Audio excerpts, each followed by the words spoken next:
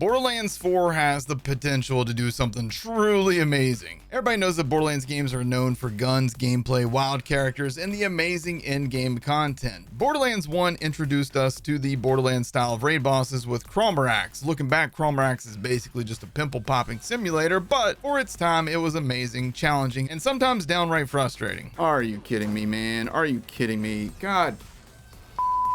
But it did establish raid bosses in the franchise, and that tradition was amplified dramatically in Borderlands 2, with 2 raid bosses in the game right at launch and adding another 8 by the end of the game's life cycle. Borderlands 2 definitely upped the ante quite a bit. There's certainly pros and cons to some of the Borderlands 2 raid bosses, especially with the addition of OP10, which sadly overbuffed a couple of the raids, most notoriously Veracitus and Hyperius. But generally speaking, everything beyond level 80 feels kind of overbuffed to me anyhow. But that said, raid bosses in Borderlands 2 were an experience. It was something exciting, something challenging, and it really gave you something to shoot for. Borderlands 3, however, dropped the ball badly. Raid bosses weren't there at launch, but Takedown at the Madeline Black site was added 2 months after the game's launch and featured 1 raid boss in the form of Wotan. It took 6 more months before we got our next one in the form of the Guardian Takedown, and by that point, a lot of players had already left the game due to early nerfs, bad balancing, lack of in-game content, and some rough optimizations. Ultimately, by the end of its lifespan, Borderlands 3, just like Borderlands 2 before it, added more raid bosses and even some mini raids via the cartels, Bloody Harvest, and True Trials bosses, if only in health and damage values. You can learn more about those by watching the video linked above or at the end of this video. So what does that have to do with Borderlands 4? Well, first of all, we need raid bosses at launch, period.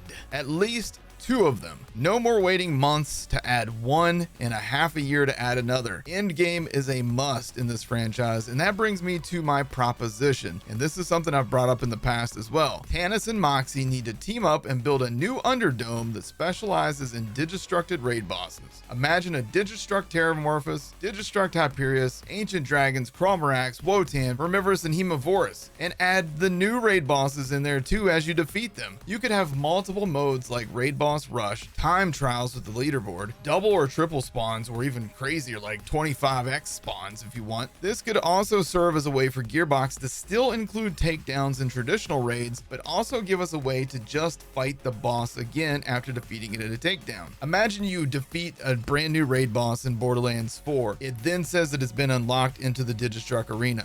You can go there and you can choose various modes to take that boss on again as much as you want. Perfect your build, get faster at killing it, all that good stuff. Or say you have like 3 new raid bosses in Borderlands 4, you beat all 3 of them, they all 3 go to the Digistruct arena, and you choose that you want to do the raid boss rush.